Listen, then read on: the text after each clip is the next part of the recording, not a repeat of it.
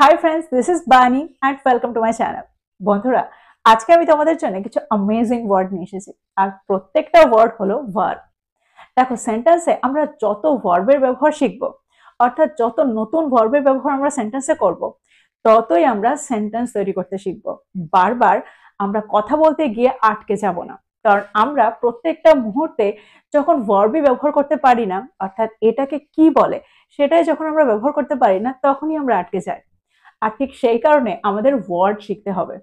যত আমরা ইংলিশ ওয়ার্ডের সাথে পরিচিত হব, ততই আমরা সেন্টেন্স তৈরি করতে গিয়ে আটকে যাব না।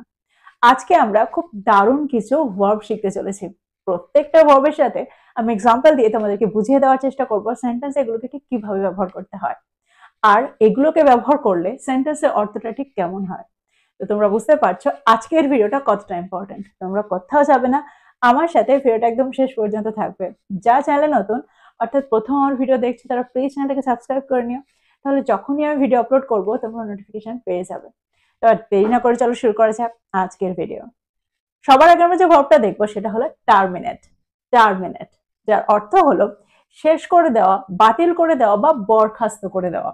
এরকম অর্থে আমরা সেন্টেন্সে এই ভার্বটাকে ব্যবহার করে থাকি, এই ওয়ার্ডটাকে ব্যবহার করে থাকি। এক্সাম্পল দেখো, তারা চুক্তিটি বাতিল করে দেওয়ার সিদ্ধান্ত নিয়েছিল। They decided to terminate the contract. They decided to terminate the contract. এবার আমরা দেখব এই ওয়ার্ডটার অন্য একটা অর্থ। দেখো, এই ওয়ার্ডটাকে আমরা বরখাস্ত করে দেওয়ার অর্থেও ব্যবহার করতে পারি।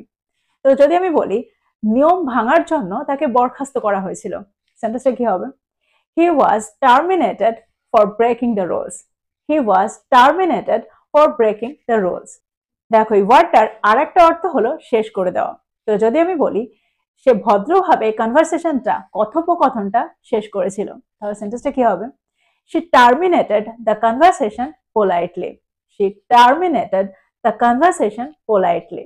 তো তোমরা বুঝতে পারছো সেন্টেন্সে আমরা এই ওয়ার্ডটাকে তিন অর্থে কি করে ব্যবহার করছি, অর্থাৎ এই ওয়ার্ডটাকে আমরা তিনটে অর্থে সেন্টেন্সে কিভাবে ব্যবহার করতে পারি। এবার আমরা দেখবো এর পরেরটা হলো আর্টিকুলেট। আর্টিকুলেট, যার অর্থ হলো স্পষ্ট করে কিছু বলা বা স্পষ্টভাবে নিজের মতামত প্রকাশ করা। এক্সাম্পল দেখো, যদি আমি বলি তোমার সমস্যাগুলো শান্তভাবে স্পষ্ট করে বলার চেষ্টা করো। Try to articulate your problems calmly. Try to articulate your problems calmly. আরেকটা এক্সাম্পল দেখো, সে আত্মবিশ্বাসের সাথে তার চিন্তাগুলো প্রকাশ করেছিল। সেন্টেন্সটা কি হবে? He articulated his thoughts with confidence. He articulated his thoughts with confidence. আচ্ছা, এবার যদি আমি বলি সে তার অনুভূতিগুলো স্পষ্টভাবে প্রকাশ করতে পারেনি, তাহলে সেন্টেন্সটা কি হবে? He couldn't articulate his feelings. He couldn't articulate his feelings. যদি আমি বলি সে তার চিন্তাগুলো স্পষ্টভাবে প্রকাশ করতে অসক্ষম ছিল, তাহলে সেন্টেন্সটা কি হবে? He was unable to articulate his feelings. He was unable to articulate his feelings. তো তোমরা বুঝতে পারছো সেন্টেন্সে আমরা আর্টিকুলেটকে কোন অর্থে ব্যবহার করছি। প্রায় আমরা এই ধরনের সেন্টেন্স বলে থাকি, অর্থাৎ এই ধরনের বাংলা বাক্য বলে থাকি যে সে স্পষ্টভাবে এটা বলতে পারেনি। তো স্পষ্টভাবে বলা বা স্পষ্টভাবে প্রকাশ করার অর্থে আমরা সেন্টেন্সে আর্টিকুলেট এই ভার্বটার ব্যবহার করে থাকি। এবার আমরা দেখবো এর পরেরটা। এবার যে ভার্বটা আমরা দেখবো সেটা হলো রিজুভেনেট। দেখো, রিজুভেনেটের অর্থ হলো সতেজ করে তোলা, আবার প্রাণবন্ত করে তোলা। সেন্টেন্স দেখো, সেন্টেন্সে আমরা রিজুভেনেট এই ওয়ার্ডটাকে কি করে ব্যবহার করছি। যদি আমি বলি একটা ছোট্ট ঘুম তোমাকে সতেজ করে তুলতে পারে। A short nap can rejuvenate you. A short nap can rejuvenate you. নিজেকে আবার প্রাণবন্ত করে তোলার জন্য আমি একটা বিরতি নিয়েছিলাম। I took a break to rejuvenate myself. I took a break to rejuvenate myself. তো তোমরা বুঝতে পারছো সেন্টেন্সে আমরা এই ওয়ার্ডটাকে কি করে ব্যবহার করছি, রিজুভেনেটকে কি করে ব্যবহার করছি। এবার যে ওয়ার্ডটা আমরা দেখবো সেটা হলো স্পেকুলেট। স্পেকুলেট, দেখো এই ভার্বটার অর্থ হলো আন্দাজ করা বা অনুমান করা। এরকম অর্থে আমরা সেন্টেন্সে স্পেকুলেট এই ওয়ার্ডটার ব্যবহার করে থাকি। এক্সাম্পল দেখো, যদি আমি বলি আসল ঘটনা না জেনে বা প্রকৃত ঘটনা না জেনে আন্দাজ করো না।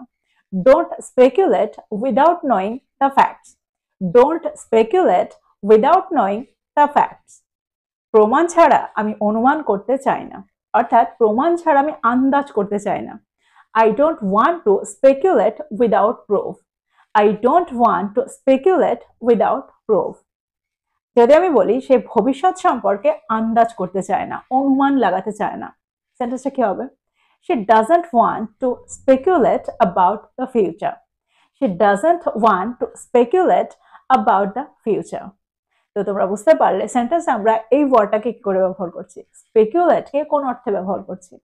খুব সহজেই আমরা সেন্টেন্সে এই ওয়ার্ডটাকে ব্যবহার করতে পারি, যার অর্থ হলো অনুমান করা বা আন্দাজ লাগানো, আন্দাজ করা। এবার আমরা দেখব এর পরের ভার্বটা। এবার যে ভার্বটা আমরা দেখব সেটা হলো stimulate. Stimulate, that means to encourage, অর্থাৎ সক্রিয় করে তোলা, উদ্দীপিত করে তোলা বা উত্তেজিত করে তোলা। এক্সাম্পল দেখো, যদি আমি বলি বক্তৃতাটি মানুষকে উত্তেজিত করে তুলেছিল, the speech stimulated the people. The speech stimulated the people. যদি আমি বলি বক্তৃতাটি মানুষের ভিড়কে উত্তেজিত করে তুলেছিল, তাহলে সেন্টেন্সটা কি হবে? The speech stimulated the crowd. The speech stimulated the crowd. আরেকটা এক্সাম্পল দেখো, নতুন অভিজ্ঞতাগুলো মস্তিষ্ককে সক্রিয় করে তোলে। New experiences stimulate the brain. New experiences stimulate the brain. যদি আমি বলি কফি তোমার মস্তিষ্ককে সক্রিয় করতে পারে, দ্যাট মিন্স কফি তোমার মস্তিষ্ককে উদ্দীপিত করে তুলতে পারে, সেন্টেন্সটা কি হবে? Coffee can stimulate your brain. Coffee can stimulate your brain. তোমরা বুঝতে পারছো স্টিমুলেট এই ভার্বটার কি অর্থ, সেন্টেন্সে আমরা এই ভার্বটাকে কিভাবে ব্যবহার করছি। এবার আমরা দেখবো এর পরেরটা। পরেরটা হলো অথেন্টিকেট। অথেন্টিকেট, কোনো কিছুর অথেন্টিকেট করার অর্থ হলো কোনো কিছুকে যাচাই করা, দ্যাট মিন্স সত্যতা যাচাই করা, অর্থাৎ কোনো কিছু আসল কিনা সেটা যাচাই করা, কোনো কিছু বৈধ কিনা সেটা যাচাই করা, সেটা প্রমাণ করা। সেন্টেন্স দেখো, সেন্টেন্সের মধ্যে দিয়ে তোমরা আরো ভালো করে বুঝতে পারবে। যদি আমি বলি তুমি কি রিপোর্টটার সত্যতা প্রমাণ করতে পারো?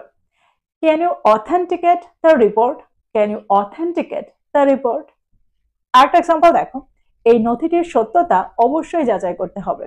This document must be authenticated. This document must be authenticated. তো তোমরা বুঝতে পারছো সেন্টেন্সে অথেন্টিকেট এই ওয়ার্ডটার কি অর্থ। দেখো পরের যে সেন্টেন্সটা তোমরা দেখলে, এই সেন্টেন্সে আমরা এই ওয়ার্ডটাকে একটা প্যাসিভ সেন্টেন্সে ব্যবহার করেছি, প্যাসিভ ভয়েসে ব্যবহার করেছি।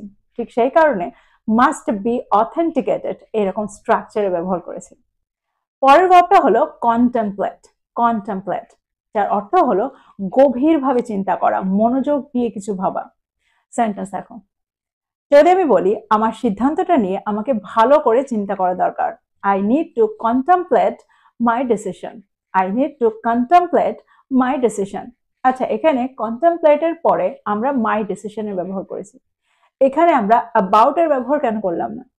দেখো এই ভার্বটা হলো একটা ট্রানজিটিভ ভার্ব, আর ঠিক সেই কারণে এটা ডিরেক্ট অবজেক্ট নেয়।